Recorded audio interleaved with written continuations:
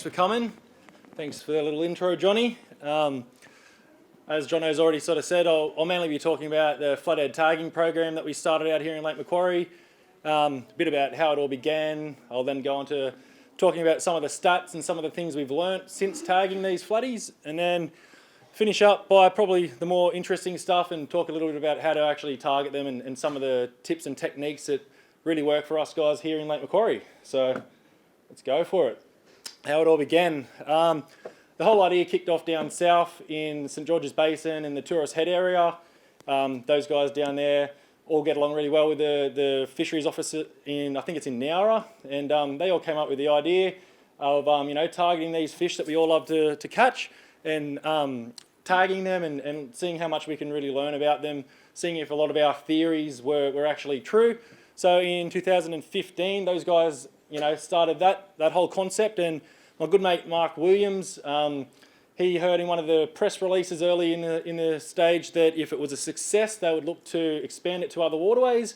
So he contacted myself, and we reached out to as many people in the community as we could. We wrote letters and emails and all the rest of it, and eventually in 2017 we got Lake Macquarie classed as a trophy flathead fishery and a recreational fishing haven, and were lucky enough to get the tagging program introduced here.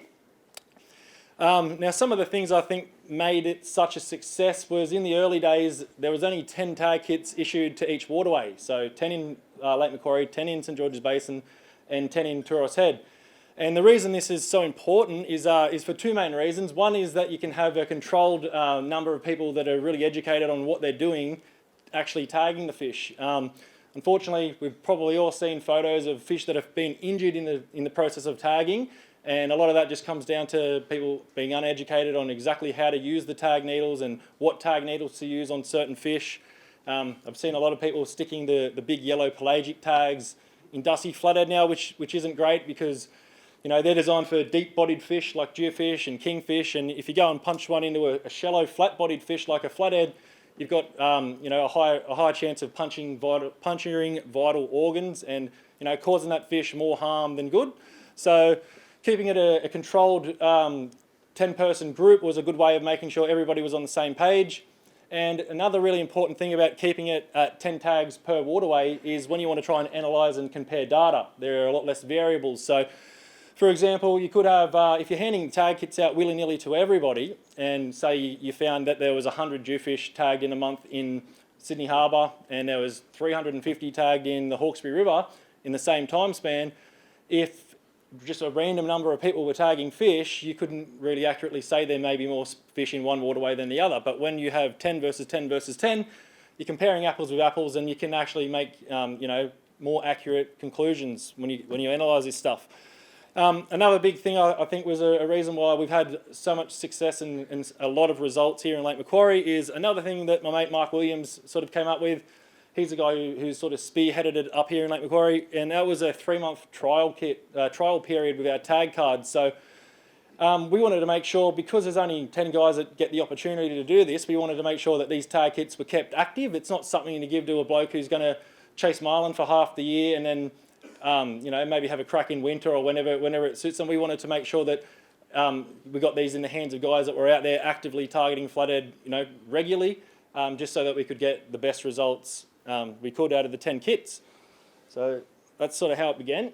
I'm getting a little bit parched here. So up here, there's a lot more stuff I could go on about, but there's a couple more interesting blokes that need to get up tonight, so I'm going to try and keep it short and sweet and just go through the key data that I think is probably the most important stuff that we've gathered so far. All up to about 2 weeks ago, and I mean this is forever changing. Since I wrote this, we've posted another 20 odd tags off from Lake Macquarie since I wrote this 2 weeks ago, so it is always changing. But there was 1,730 trophy flathead tags so far nationwide across 7 different systems now, and out of those fish, 943 come from Lake Macquarie in a 6-year period. 397 are from St George's Basin in 8 years. So out of that whole 1,700 fish, we've had 243 total recaptures.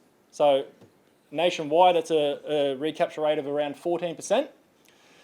151 of those recaptures are from right here in Lake Macquarie. So you can see our recapture rate right here locally is slightly higher than what it is nationwide. And in St George's Basin, 55, recapture rate of 13.8%. The average size flatty here in Lake Macquarie tagged is 74 centimetres, which isn't actually very big when you consider we're only allowed to tag them from 70 centimetre mark. So St George's Basin, you can see they get to live quite a few years longer. Their average size is, I think it's a little bit over 78 centimetres.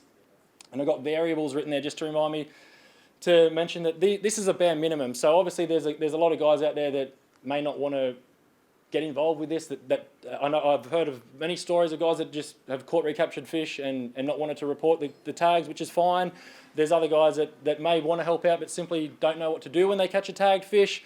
There's all sorts of variables. This is a bare minimum of the recapture rates that have actually been recorded. So what does this tell us, right? So at first you might think, oh, Lake Macquarie is great, you're getting all these recaptures, and it is great. It does show that they survive, and all the guys tagging are doing the right thing and handling the fish correctly because they're being recaptured. But it also suggests that there is quite a large amount of fishing pressure in Lake Macquarie.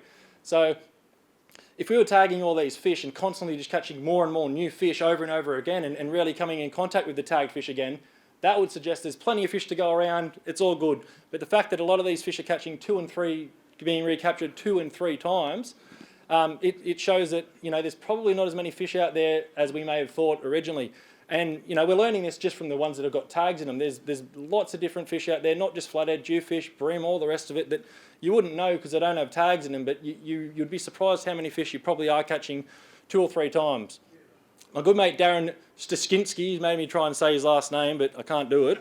He's up in the back row up here. He had a pretty unique recapture where a fish was tagged in Cockle Creek, right near where he has his boat moored, and almost 12 months to the day where it was originally tagged, he caught it. Now he fishes off his boat all the time, right? And almost 12 months later again, he recaptured it again, that fish again, and then almost 12 months later again, he recaptured it again. So that shows that it could just be a coincidence, but it is a pretty strong indication that this fish was leaving Cockle Creek and coming back at the same time of year, maybe to breed, maybe to feed, who knows, but it shows they're creatures of habits, and it was a pretty unique occurrence. And another one was one that I tagged on the 17th of the 7th. I was out there targeting mulloway, bait fishing using 2 7/0 snelled hooks, and this flathead swallowed both hooks and was gut hooked. I simply cut the line off as close to the fish's mouth as possible, looked after him, released the fish, and then recaptured it not long after. Excuse me. I recaptured it on the 14th of the 10th. Same thing, targeting jewfish, exactly the same spot, exactly the same mark. Released it again, and then a bloke, Stephen Ireland, never met Stephen, but he was fishing the exact same area, targeting jewfish again. He recaptured it on the 13th of the 4th, 2020. He released it, and then I recaptured the same fish again, doing the same thing with 7 or 7/0 or 8/0 hooks, and at least 2 of those times it swallowed them both. And I looked after the fish and released it, and so that was 4 times for that one fish. So it does show, they're probably pretty silly fish, but also it does show there's 2 ways to look at it. It is a shame that there's definitely not as many fish out there as we probably think there are if we're catching them over and over again. But it shows they're a great catch and release species. If you handle them correctly, they're really resilient. So if, looking forward, looking into the future, if we look after these fish, it's not all doom and gloom. You'd be surprised how many times you might think, I got 9 dew on this mark in the last 6 months, or 8 flathead or whatever, and there might not be tagged fish, but there's a good chance you didn't catch 9, you caught 5 in the same one twice. That sort of thing would be happening more often than what you'd probably think. So swallowing hook isn't a death sentence, and there was actually 19 other cases where the angler who tagged the fish released the fish and left comments on the tag card like, this was bleeding from the gills, or it swam off in a sluggish condition, or couldn't get the vibe out, so I just left it in, and things like that. And then they were recaptured fighting fit, in great condition, harassing bait fish in the shallows and all that sort of stuff. So again, moral of the story is look after them, and they're a great catch and release species. So I'll touch a little bit on the migrational sort of stuff we've learnt from the tagging program, and as probably not much of a surprise to most people, 86% of these fish travelled less than 1 nautical mile from where they were originally tagged.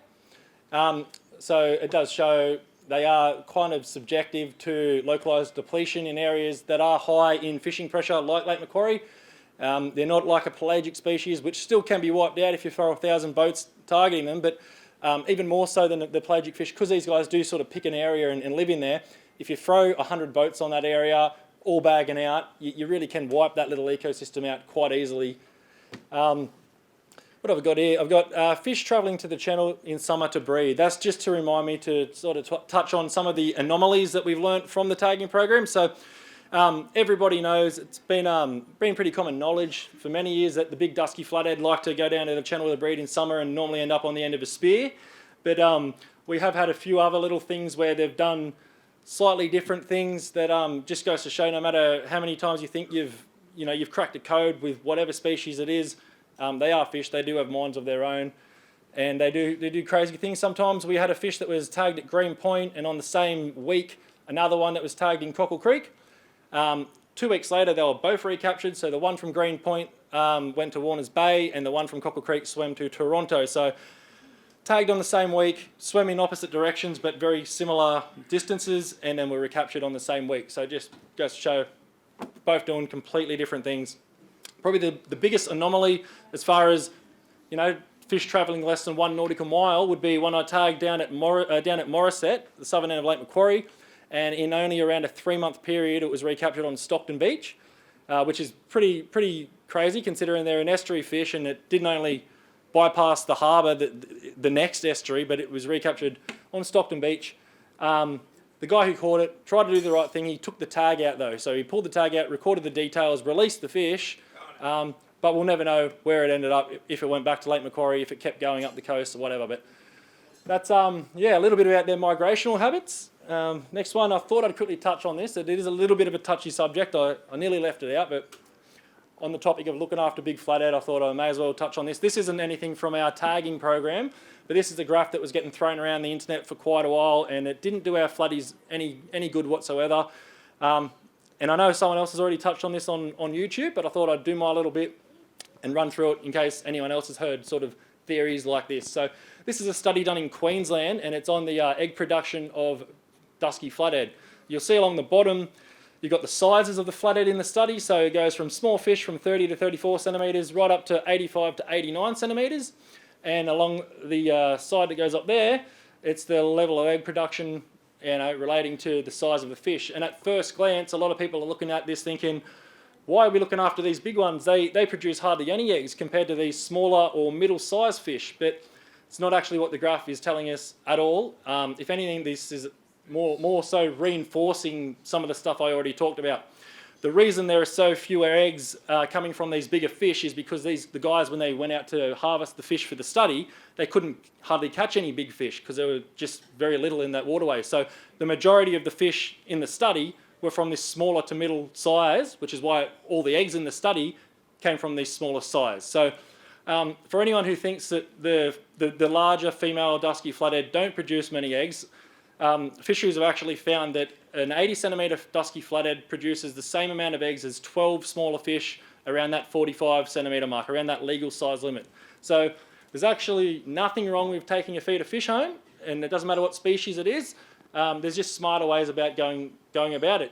Take 10 home that are of that smaller legal size. I'll do the questions a little bit later. Yep. That's a misrepresentation of egg production per percentage of fish weight. It should be better represented by number of eggs per fish. Yeah, there's a lot of information they could have included on this graph that they left out, which is why it's been misconstrued. But yeah, basically they've found that I lost my train of thought now, mate, but that's all good. Yeah, one female dusky flathead around the size of 80 centimetres produces the same amount of eggs as 12 smaller fish. So if you want to take a feeder fish home, take 10 smaller fish around that legal size limit. You'll get more fillets off them. And I guess the moral of the story is it's not really rocket science. When you're breeding racehorses, you don't go and breed a little runt from this one over here and with another run and expect to have the Melbourne Cup winner. You breed a big strong racehorse with another big strong racehorse and hope that they're going to produce another even bigger, stronger racehorse. Sort of what we're getting at here. You're better off harvesting the smaller fish, and if you've got one that's lived through the test of time and got to the size of 80 centimetres, that's the DNA that we want back in our system. They're the fish that we want, repopulating the water. They're the better ones to release. So that's about it. That sort of is my little bit on the data side of things. And I am definitely just a fisher. I'm not a scientist or anything. But if there are any questions on that sort of stuff, I'm happy to do my best at answering any of them. Straight up, mate. Yep. What's your thoughts on this idea that Flathead moved to the deep in the winter and the shallow in summer? And is there have you learned from the tagging program that a lot of the fish in summer that are being tagged are caught in shallower water than they would in winter?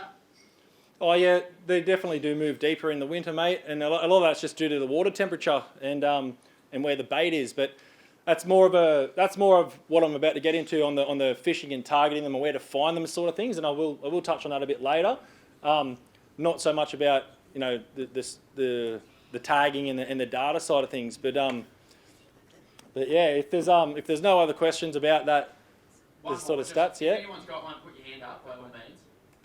Dan, Yep, over here. Oh, sorry. Dan, have you worked out anything about growth rates? Like how big does a flathead get over 2 years when they're already big? In 2 years, how much bigger are they? Oh, mate. Again, I wish I could answer that. I don't know the answer to that. Just being your average fish show. Unfortunately, I'm sorry. We'll mark that one down, but there's a few people in the room that I reckon can answer that, and I'll make sure we try to get an answer. Yeah, There's yeah. a few scientists running around in here that got a hat on and they're putting their head quite low, but I know where they are and I'll find them.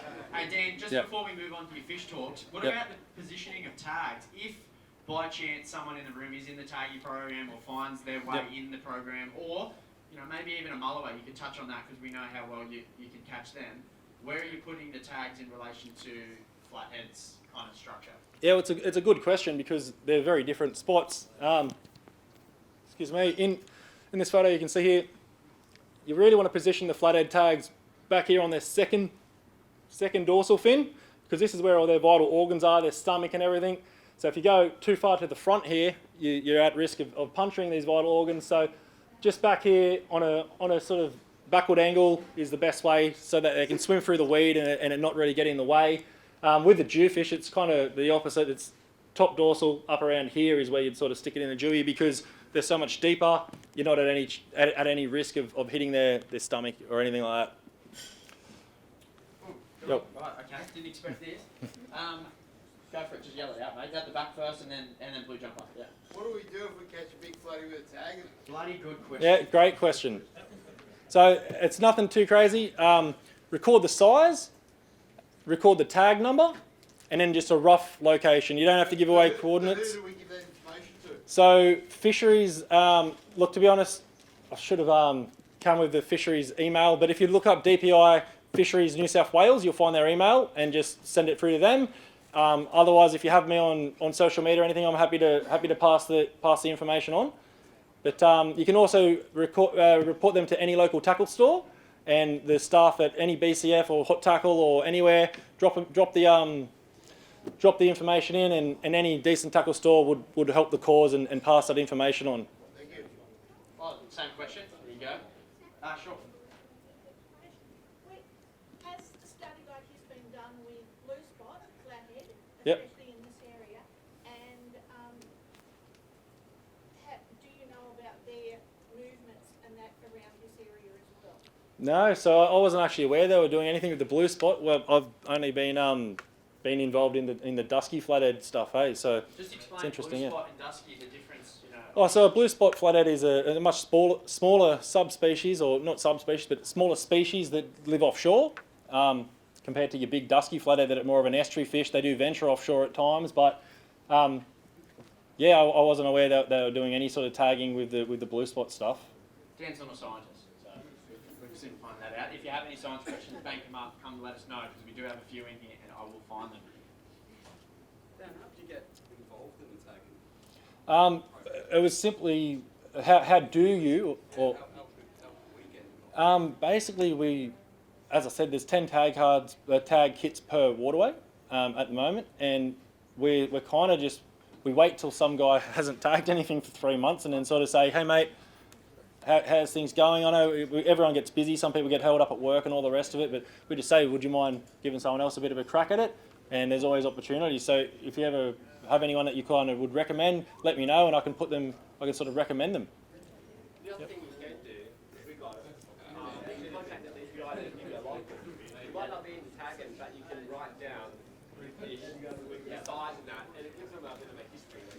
Yep. Yeah, so Clay's saying you got a logbook if you do, you are interested, if anyone's seriously interested in this, find Dan later, but you get a logbook, you can write down the tag, the number of where you caught it, and you can pass that on. Dan's got another half, and this is the interesting half that I know a lot of people want to hear about, how he seems to catch a big one every single time he goes out. Dan, I'm going to cut the question short, Yep. let us know how you do that, mate. Alrighty, so if you want to go back to that last one, sorry, this is the start of this one. So there's basically 3 main rod and reel combinations I have out on my boat at all times. First one is a 4 to 8 pound setup. Now this is obviously more on the light side of things, definitely more of a brim / flatty rod. The second one would be a 6 to 12 pound rod, and they're up the front if anyone wants to have a look at them later on. And if you don't want to buy a whole heap of gear, you just want one rod that sort of does a bit of everything, 6 to 12 pound rod is exactly what I would recommend. Perfect for your flatties and your dewies out in Lake Macquarie, and it can cast nearly any lure you're going to want for the job. And then a slightly heavier setup would be the 10 to 17 pound rod, and that's more of a flathead / dewy stick, and that gets a good workout on Lake Macquarie too. Now, all 3 of those rods would pair up perfectly with a 2500 or a 3000 size reel, and you want to spool that up with 8 pound or 10 pound braid. You definitely don't need to go any heavier. Sorry, mate, I'll have questions at the end of it. Where do you buy that from? You can buy it from any decent tackle store, mate. 8 to 10 pound braid, and as I said, you don't need to go too heavy on the braid, but I definitely would recommend going to 6 to 12. Sorry, this guy's stitched me up at the back here. 16 to 20 pound fluorocarbon leader. Now we all know that you can catch big flatties out there on brim lures, blading or throwing little cranks and stuff, and nurse them to the boat nice and slowly. But if you specifically want to go out there and target big flathead or jewfish, don't muck around. 16 or 20 pound fluorocarbon leader, and you're on your way to catching a good flatty. We've got match the hatch written there. It's not rocket science. It's the oldest saying in the book, and it doesn't matter what fish you're targeting or what waterway you're in. The easiest way to do it is figure out the primary food source and throw lures that look like that. Out here on Lake Macquarie, it's no secret my favourite lure is the Smarky Vibalicious. Anything from the 70 mil range right up to the 120, but probably 70, 85 and 100 mil are what get the biggest workout on my boat.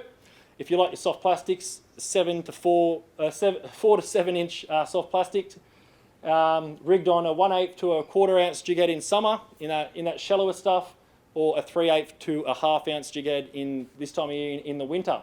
I've got tippet written up there just to remind me to talk a little bit about something you might not have seen. And a lot of the time in Lake Macquarie, I find, I know it's really trendy at the moment to be throwing big swim baits and big soft plastics for flathead. And I find that really does, like in this photo here, I'm pretty sure I've got one on a swim bait, but I find in Lake Macquarie more often than not, their primary food source is a lot smaller than a lot of the big river systems that really seem to fish well on these bigger lures where the primary food source might be whiting, garfish, larger Lano mullet.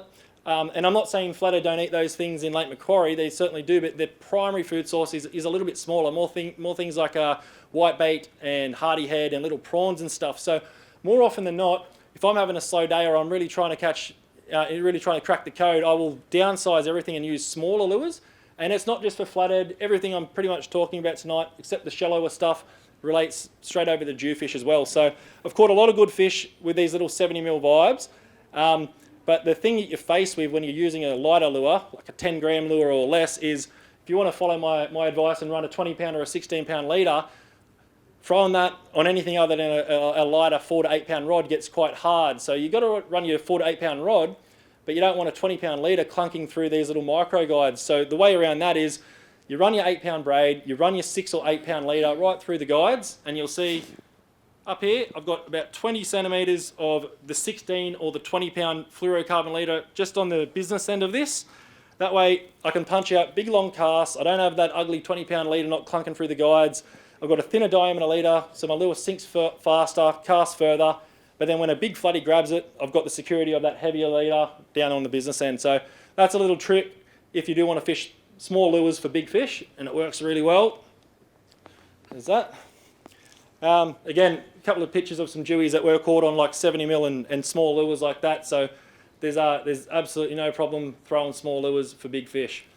Shallow water, I'm talking 1 foot to 2 meters. Deeper water, 6 meters to 10 meters of water. In the shallow stuff, the advantage to fish in the shallows is you don't necessarily need all the technology, all the U-Butte, side scan, total scan, live scope and all that. A lot of the stuff you can do just by grabbing a good pair of Mako sunnies, anything that's nice glass lenses, polarized, and just looking for what you need to find, looking for where sand meets reef or rocky outcrops where these floodies can lay and ambush bait. A lot of the time you will see the bait flicking around in the shallows. They're the sort of areas you want to focus on. Then when you go into the deeper stuff, it's sort of the total opposite to what I just said. You do want to get a good quality sounder. You are going to rely heavily on side scan and down scan, and you do kind of need an electric motor too. I'll go a bit more into detail on the deeper stuff because it is winter, and this is the sort of stuff that we want to be doing now. When I think deep water, there's two main options. You got fishing structure or you got fishing bait schools, and they're both pretty different approaches. If you had asked me 5 years ago what my favourite way to catch big dewies or flathead in Lake Macquarie was in winter, I'd definitely be saying fishing bait schools. But over the last couple of years, it's certainly changed, and I'm doing a lot more on the wrecks, and that's just simply because of the massive increase in recreational fishing pressure. It's nobody's fault. You can't blame anybody for wanting to get in on the action. It's the best pastime ever. But it does get a little bit frustrating when you're out there doing all the right things, staying nice and stealthy, only to have someone drive straight over the bait school and put it down for everybody. So without getting too frustrated, I'll try and talk a little bit about this. For anybody who's new to this sort of fishing or wants to get into this style of fishing, give you some little tips on how to target these fish around bait schools. The first thing you want to do is if you have got a really nice boat that has an electric motor, use the electric motor. Don't just plough over the top of the school as soon as you see them busting up. Come in nice and quietly. I'd like to paint a little bit of a picture for you. So when you see these bust ups on the surface, might be tailor or salmon hitting in the bait fish and a few birds working. You've got to understand that that's just the tip of the iceberg, okay? You don't need to drive your boat right on top of it or cast your lure right onto that. Underneath what you're seeing on the surface, there's a much larger ball of bait.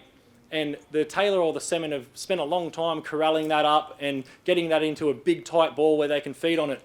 So even wider than that, you'll start to find your predators. So you'll find a big ball of bait under that little splash. Then you'll find the tailor and the salmon around that. And even wider and deeper, you'll start to find things like mulloway and big flathead. So you're actually better off not casting or driving straight into the centre of that. And if you say you want to troll for these tailor, you're better off giving it a 30-metre berth and trolling right around the outside. Or if you're casting lures, cast out onto the edges of it. And that's where you're going to find the bigger predatory species.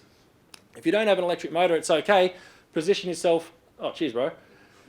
Position yourself upwind of the... he just wants coordinates, eh? But, now, if you don't have an electric motor, position yourself upwind of the birds and slowly drift into it. And I guess the biggest advice is, and it happens all the time, they'll pop up and bust up here, then they'll start splashing over there, then they'll start splashing over there.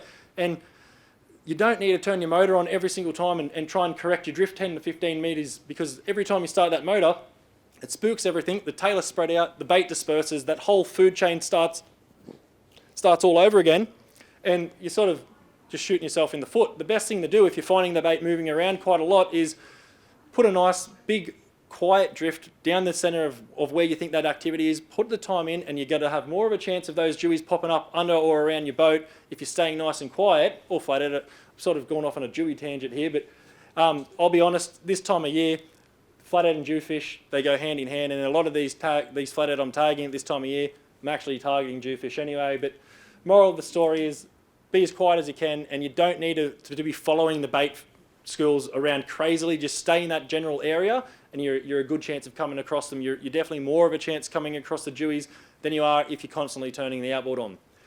So I think I got through that without getting too frustrated about the whole bait school stuff. I'll move on to targeting them around structure now.